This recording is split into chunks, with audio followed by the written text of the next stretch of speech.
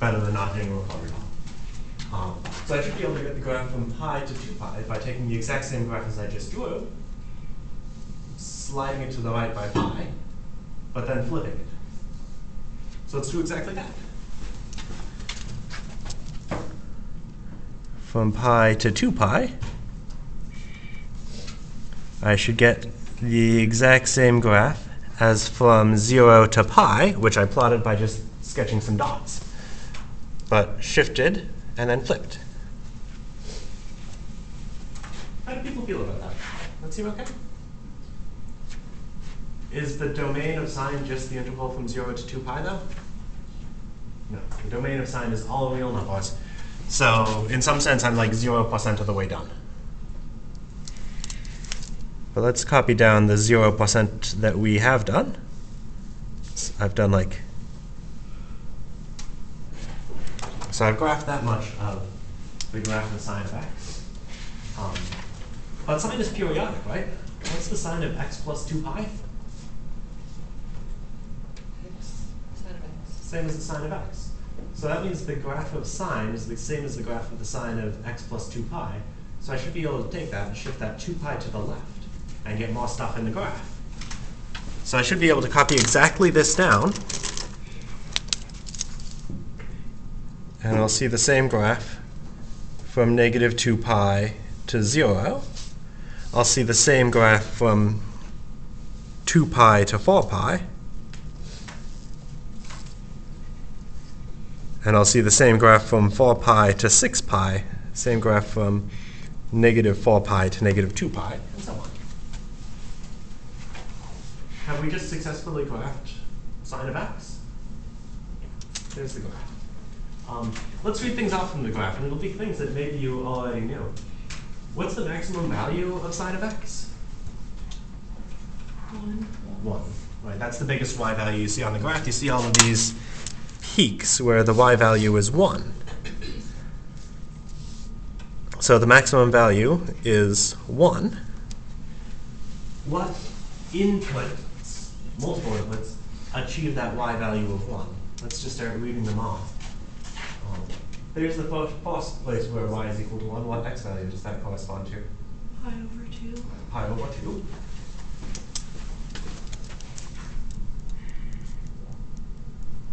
What's another x value that results in that same y value?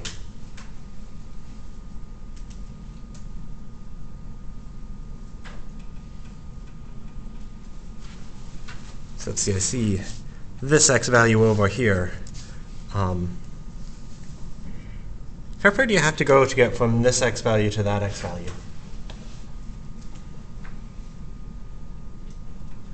2 pi. And maybe like you can think about and say, oh, 2 pi plus pi over 2 is 5 pi over 2. But I think I won't simplify. I'll say, well, here's the next one. 2 pi plus pi over 2. How far would you need to go from there to get to this next peak? 2 pi. Another 2 pi, so a total of plus 4 pi.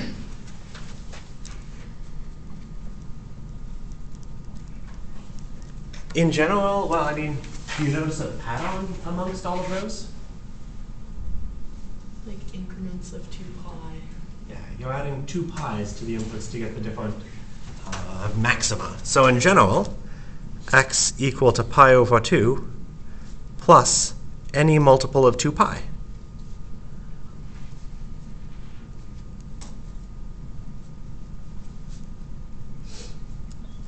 And maybe you would want to say like plus or minus 2 pi k, but I'm letting k be any integer, so k can be negative. You can put the plus or minus anywhere if you want to add the emphasis. How about minimums? What's the minimum value of this function? -1. -1. And I think I'll switch color just to separate. What inputs achieve this minimum value? And let's play the same game. What's one input that produces this minimum? 3 pi over 2.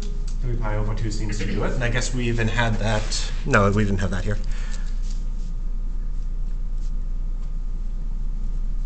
I guess that was this input. And look at all of these other places that achieve that same y value. what is the difference between any two of them?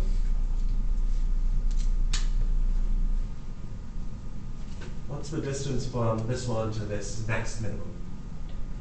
2 pi. What's the difference between any two consecutive ones? 2 pi. So you can get any of them by starting at this one and shifting by some number of 2 pi's. So all of these minimum values are at x equal to 3 pi over 2 plus some multiple of 2 pi. How do people feel about that? That seem okay? Let's go to an easy question. Even or odd? Odd. And we already knew that, right? We stated that, oh, it looks like sign is odd as soon as we got the identity which said that sign should be odd. We have a graph. That means we can figure out intervals of increase and decrease.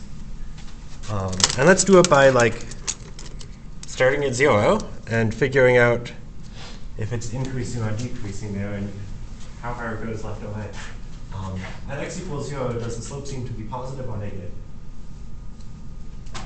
Positive. So it should be increasing. Let's see, you start going to the right. How far do you go before it starts decreasing again? Well, like there-ish, right? So it's increasing from 0 to pi over 2. How far to the left can you go and still have it be increasing? About there? But what x value is that? Negative pi over 2. Minus pi over 2. So it looks like there's an interval of increase from negative pi over 2 to pi over 2. So there's an interval of increase.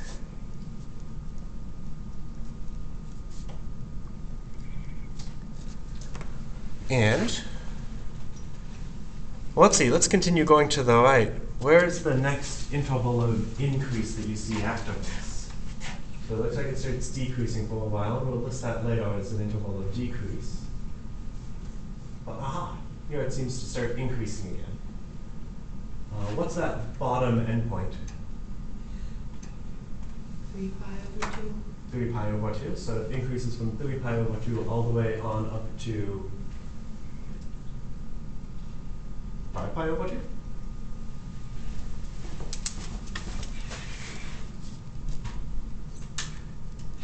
And we could keep, 3 pi over 2 to 5 pi over 2. And we could keep going and list them one at a time, but we would obviously never get all of them. There's going to be infinitely many, but they're like repeating. They're going to follow a pattern. So let's just write down that pattern. How big is the jump from this leftmost endpoint to that leftmost endpoint? 2 pi. 2 pi. Between these two? 2 pi. 2 pi. So that means this interval was just that interval shifted right by 2 pi. Is the next interval just going to be the same thing, shifted right by 2 pi again? Nice. So as soon as we found one of these intervals of increase, we got all of them by shifting by 2 pi k. So for now, I'll put dot dot dots. All of the intervals are given by this interval shifted by 2 pi k.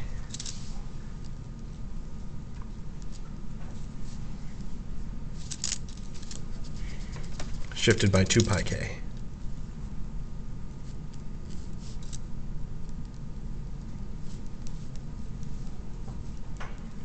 And there's more than one way we could have written that, right? We could have said, well, 3 pi over 2 to 5 pi over 2 plus 2 pi k gives me all of the intervals of increase. But there's more than one way of writing any of these periodic solutions.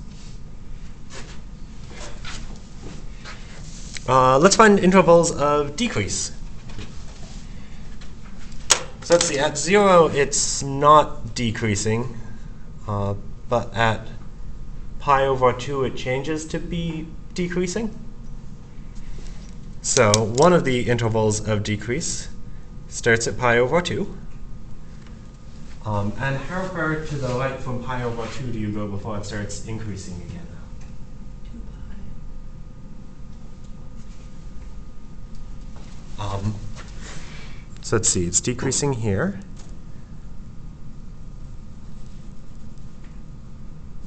So it starts here at x equal to pi over 2.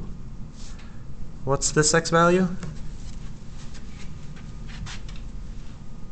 I don't think it's quite 2 pi. I don't think it's 2 pi, because 2 pi would be like there.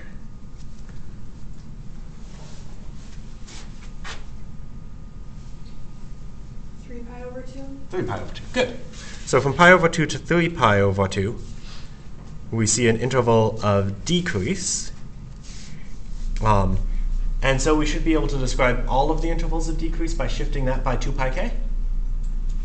So all of the intervals of decrease are given by pi over 2 plus 2 pi k to 3 pi over 2 plus 2 pi k. And again, there's more than one way to write down these intervals. That seems like a convenient one. Where are all of the turning points? And let's just start listing them. Where is the first turning point that you see? I guess the x values are all I want right now. So where's the first place x value you see where it changes from increasing to decreasing?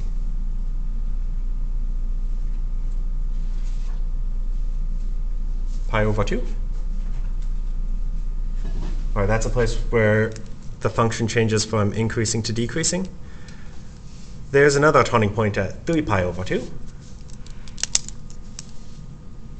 Switch colors again.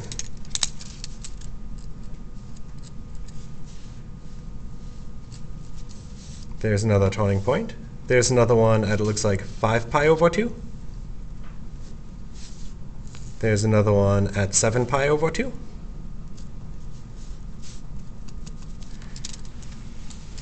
Anyone notice a pattern amongst those numbers?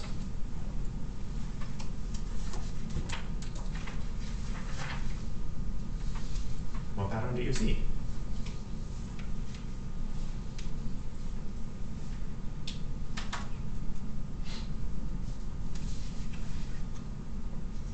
So they all seem to be like a multiple of pi over 2, right? What kind of multiple of pi over 2?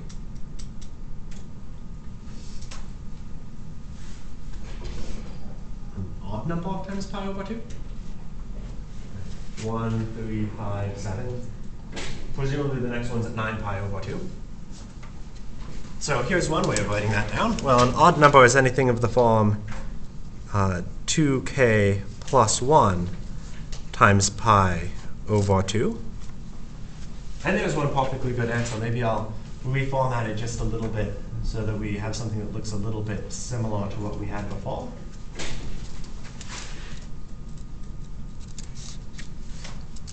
So let's take that formula and just do algebra to it. So that'll be 2k pi over 2. So that's just k times pi.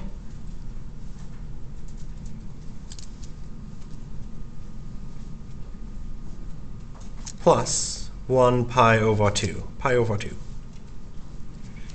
So pi over 2, and then any translate of that by a multiple of pi. How do people feel? That seem okay? And so trig functions really have this nice periodic behavior. As soon as you see something happening for a trig function once, you can probably write down all of the places it happens by shifting by pi or shifting by 2 pi, depending on the situation. How do people feel about that? That seem okay? Let's get the same thing for cosine. Maybe I'll shortcut a little bit of this stuff for cosine. Right? We could have done all this for cosine instead. But let's not do this. Instead, let's use the fact that we know cosine in terms of sine. So check out the identities table from last time. Do any of those identities have the form cosine is equal to sine plus something? Sine of x plus something?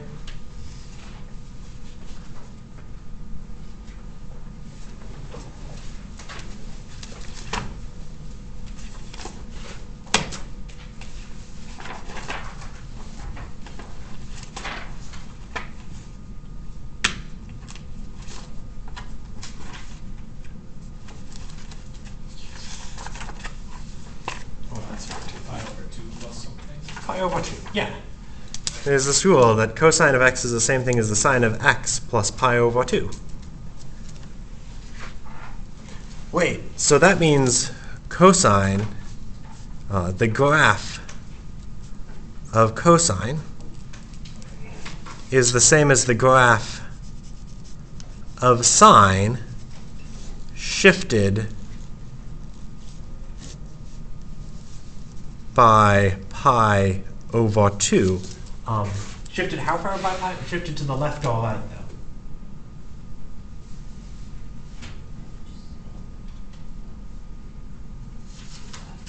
Shifted to the left. So that means that since we know the graph of sine,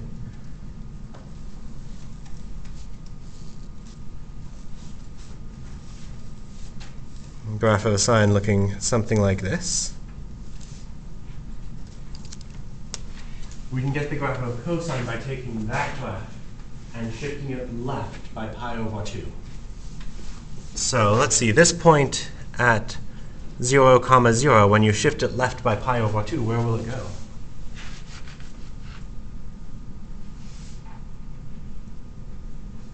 Yeah.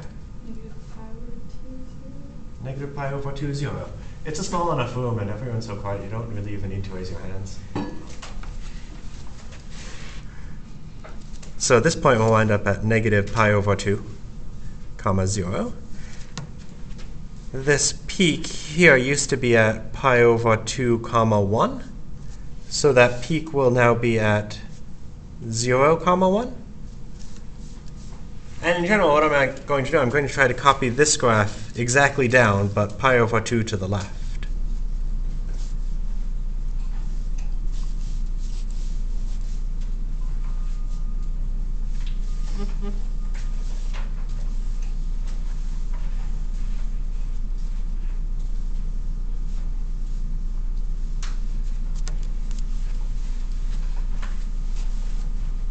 How do people feel about that? That seem okay? So, great. Well, let's read off these same facts. What's the maximum value achieved by cosine?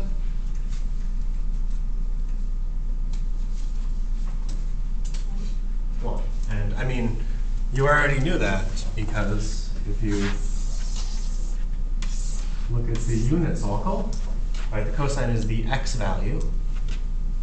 The biggest x value I see on the unit circle is x equals 1. So you already knew that 1 should be the maximum value. So the maximum value is y equals 1.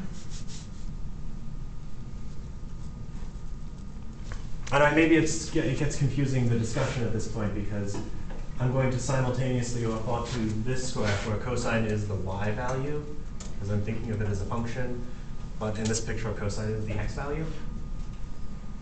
So keep that straight. Let's think about what x values on this graph produce that maximum value.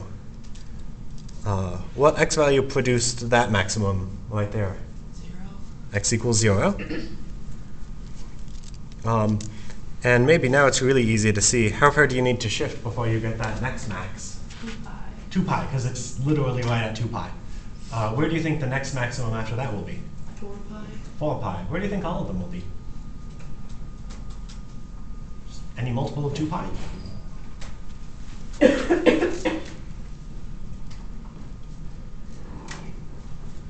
In general, maxima of cosine will be achieved at x equal to any multiple of 2 pi.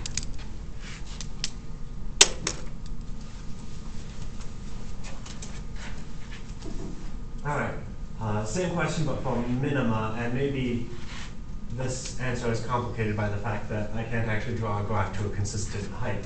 Those two values should be like the same depth. What's the minimum value that cosine ever takes? -1. And if you like, that's why. You can look at a unit circle and see it there.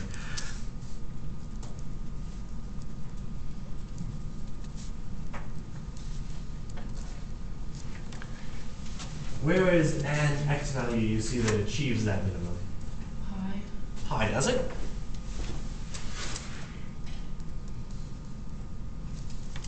So there's one of the places where a min is achieved. Where's the next place where you see a min?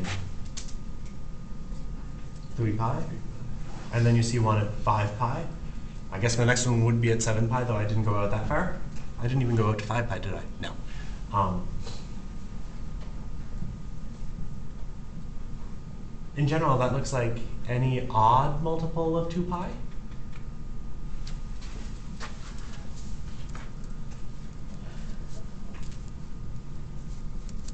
So anything of the form x equal to 2k plus 1, that's an odd number, times pi, or any 2 pi k plus pi, just by distributing. Right. Any of these infinite families of solutions, there's automatically going to be many ways to write them. Even or odd?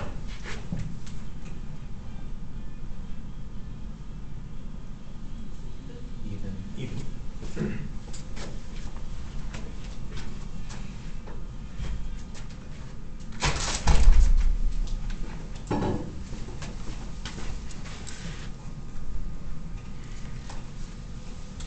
Let's find intervals of increase and intervals of decrease.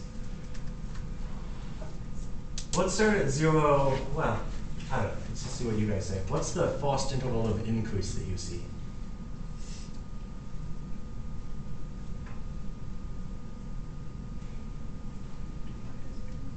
Negative pi to 0 will do.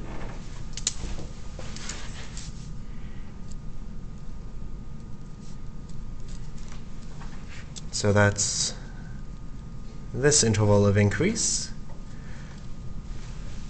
But just like before, from that interval of increase, how could you get all of them?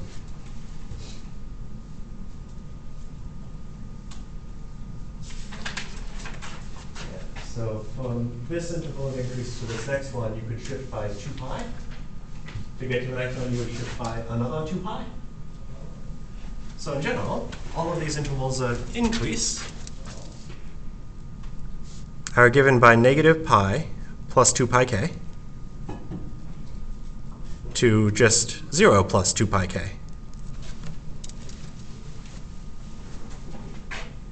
How many people instead would have said the first interval of increase you see is from pi to 2 pi? Yeah, so if you did that instead, maybe I'll switch color. So here's another format of the same correct answer. If instead your first interval of increase was from pi to 2 pi, you would have said all of the intervals of increase are from pi plus 2 pi k to 2 pi plus 2 pi k. And both of those answers are equally correct. Because both of them say, oh, you can get all of them by having some initial one and then shifting by 2 pi k. It doesn't matter what your initial interval is. In fact, there are infinitely many correct formats. You could have said, well, the first one I see is from 5 pi to 6 pi. And then yours would be 5 pi to 6 pi plus 2 pi k's. How do people feel about that? That seem okay? Nice. So there's more than one way of formatting any of these answers correctly. I guess except for this one, even is the only correct answer. There's no such thing as even plus 2 pi k. Where has this been decreasing? And let's find this answer in the same way. Where is one interval of decrease that you see? From 0 to pi? And that's probably like the canonical one. And maybe this one, like, both of those are decent, reasonable, sane choices to make. But 0 to pi is really the, I'm not going to say correct, but it's, if you're looking for an interval of increase, interval of decrease, you should start at 0, and if you can go right, you should go right. So there's one interval of increase. How could you get the rest of them?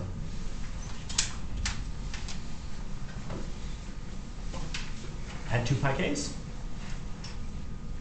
So all of the intervals of increase for cosine are anything of the form 2 pi k to pi plus 2 pi k. Nice. Any questions so far? Good. This has been, I think, a good recap of like the material from week 1 of the class, and in the context of trig functions. Let's find turning points. Where's the first turning point you see for cosine? 0. 0. Where's the second turning point you see? Pi. Where's the third turning point you see? 2 pi. Where are all of the turning points? Yeah. Any multiple of pi. So all of the turning points are, well, let's list them. 0, pi, 2 pi, 3 pi, 4 pi. Oh, pi is not 5. And maybe you can go left to negative pi, negative 2 pi. In general, you can get all of them at any x value of a multiple of pi.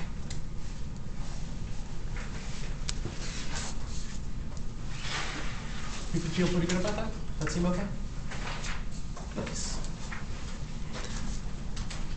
Cool. So we've looked at the graphs of sine and cosine. You know exactly what they look like. So one thing that you can do once you have the graph of a function is you can say, well, what does the graph of shifts and translates of it, what do those look like? And so the content of the rest of this page, which I think I'll do in less than 15 minutes. I think today seems like a good day to let you out a little early, especially since it doesn't seem to be snowing at the moment. If you need to wander off to another building, hopefully you can do so without getting too much snow on you. Let's start thinking about that. And maybe we'll start with just, here are the graphs of two functions, one of them sine and one of them cosine. I'll color code them for ease of reference. This one I'll color in red. Except I also can't follow a dashed line, so.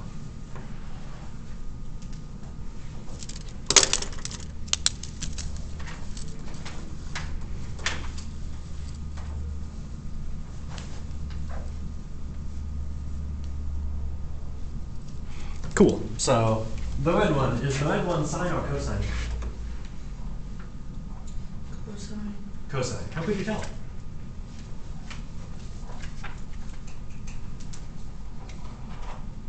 Has a y-intercept of 1. Has a y-intercept of 1. There's a good way to tell. It's not the only way. It's one that appears to be even.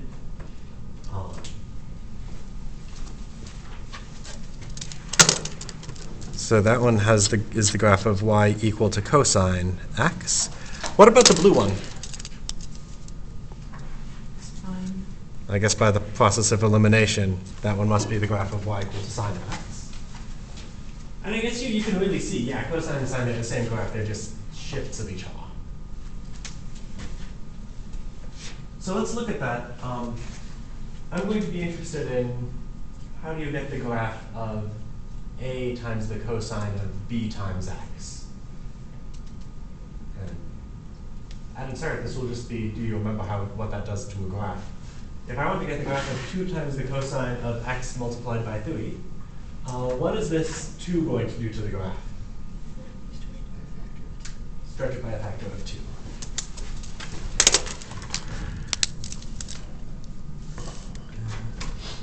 Stretch vertically by a factor of 2.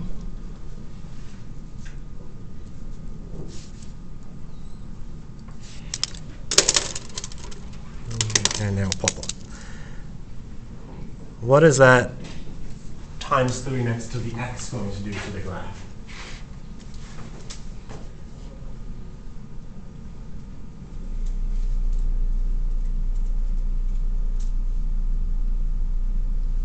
Stretch horizontal. So it's the thing inside the parentheses. So the intuition is it should stretch it horizontally by a factor of 3, but it's inside the parentheses. So it's going to do the opposite of what you expect. So instead of stretching by a factor of 3, it will shrink by a factor of 3.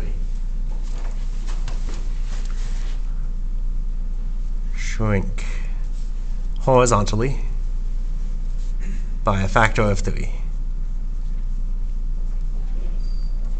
So like all of the x values will get divided by 3. So let's just see what that does to the graph by chasing through some points. So this point should be like the point 0, 1.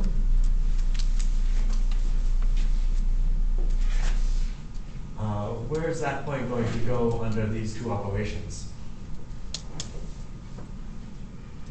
Let's see, so the x value will get divided by 3. 0 divided by 3 is 0. The y value will get multiplied by 2. 1 times 2 is 2. So it should wind up at the point 0, comma 2.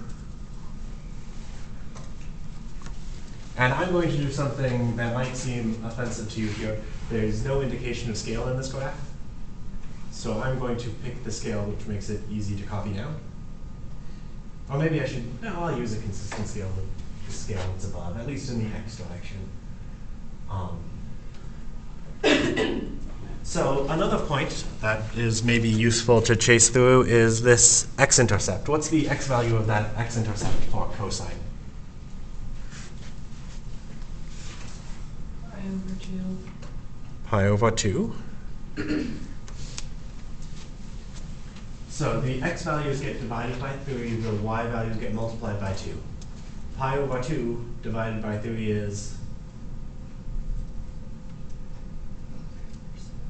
pi over 6, which maybe I'll just indicate it's about a third of what this x value is.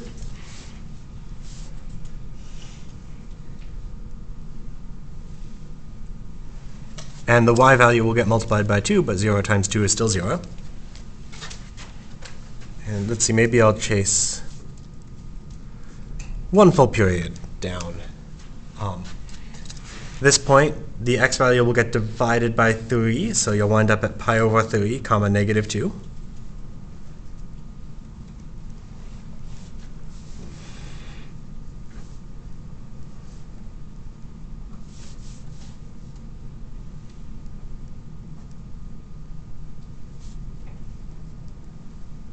This point at 3 pi over 2, x value will get divided by 3, so you'll be at pi over 2.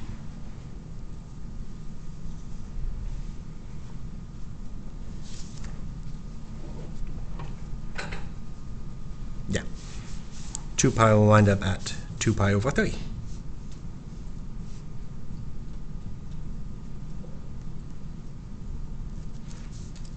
So then I'll just sketch down exactly the graph of cosine, but shift to match those points. And now how should the rest of the graph look? How can you get the rest of the graph from that information? It'll just repeat.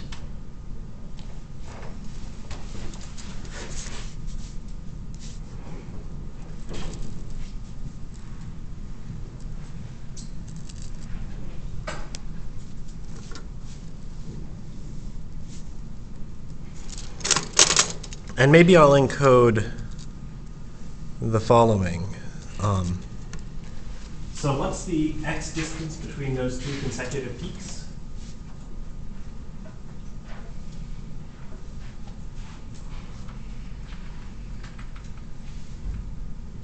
So those two x values are 0 and 2 pi over 3. What's the difference between 0 and 2 pi over 3? 2 pi over 3. Good. Thank you. 2 pi over 3. So there's the difference between these x values, and the height of each of these peaks is exactly 2. And it just repeats following that same pattern. So maybe I'll just state these two things. So here is one thing to notice. The period is 2 pi over 3, and the amplitude is 2. All right, what do I mean by period here? I mean, how far to the left do you have to shift the graph before you get the same graph again? 2 pi over 3 will do. And the amplitude is how big is the difference between the average value of the function and the extreme values? It's 2. Nice.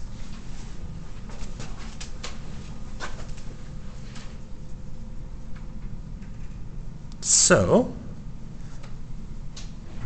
let's see. So maybe I'll let you guys gauge how your understanding feels. Would you guys like to see another example done? Okay, then I will do. So let's try to get the graph of 3 times the cosine of 2 times x. So, same sets of questions. How is the graph of this going to differ from the graph of just cosine?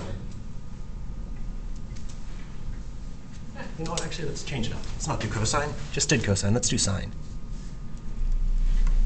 But same question, how is this going to differ from the graph of sine?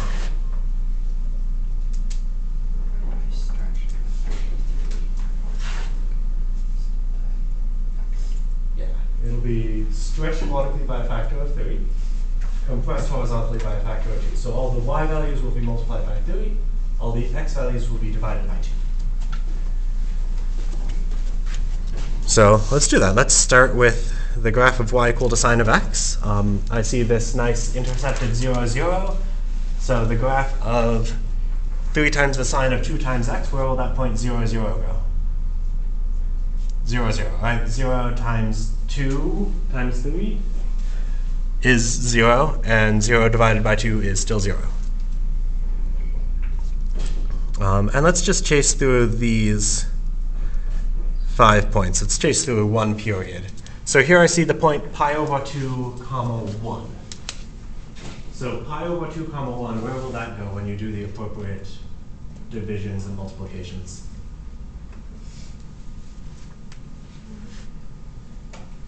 So let's see, pi over 2 is the current x coordinate, and I need to divide the x coordinate by 2. So pi over 2 divided by 2 is pi over 4. So I'll have this point at pi over 4. The y value is 1, and it'll get multiplied by 3. 1 times 3 is 3. So I'll see this point at pi over 4 comma 3. I see an x-intercept classically at pi comma 0. That x value of pi, I need to divide that by 2. So I'll get a point at pi over 2 comma 0, a point at 3 pi over 4 comma negative 3, and a point here at pi comma 0 again.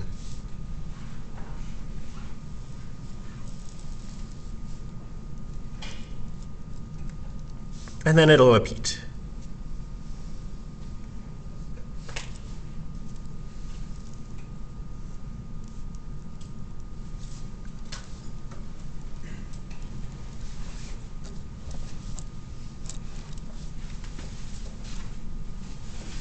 Where, right? As you might expect, as the lecture goes on, you're going to get increasingly sloppy with getting everything to scale correctly. Cool. So let's answer the same questions. What's the amplitude of that function? 3. 3. What's the period of this function? 35. Almost. So let's see. So there's the length of one full period. So after that, it'll start repeating again. And what's the difference between those? How far do you travel in the x direction when you go from one to the next? Pi. So the amplitude is 3. The period is pi. And let me close by maybe just writing down a formula. So let's suppose you want to study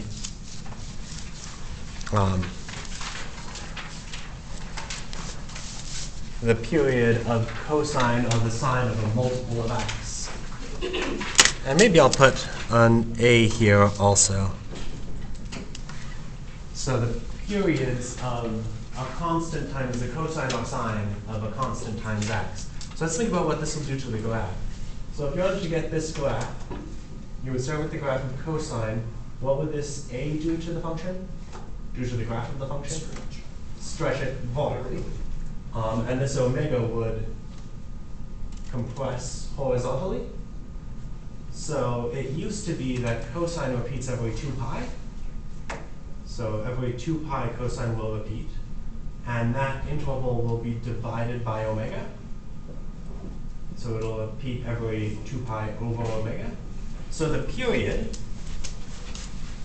of cosine of omega x, or the sine of omega x, is 2 pi over omega. And you know what? I wasn't planning on mentioning amplitude at all during lecture, leaving it to you guys to read in the reading. But you know what? We can do that also. So the amplitude of cosine is 1. The extreme y values are exactly 1 away from the average y value when you look at the graph.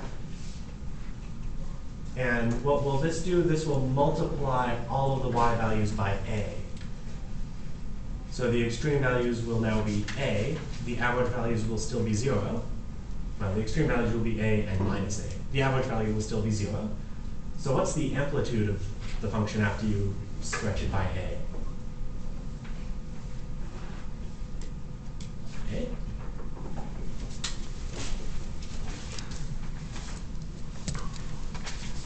Cool. So let's not graph it. Oh, maybe we will. Now let's just state it. So by using that formula, what's the period of the sine of pi times x? Like 2, right? Because it should be 2 pi divided by omega, but the omega right now is pi. So just 2. So you can compute periods and amplitudes without looking at the graph at all by just figuring out what the function should be. Nice. Cool. So I said I would end a little bit earlier, and I think I'm less than a minute early, so I apologize for that.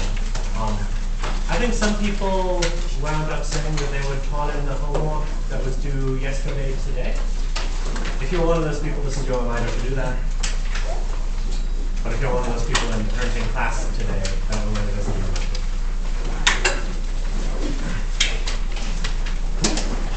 Well, thanks you guys for showing up. I know that the weather wasn't so amenable to doing so.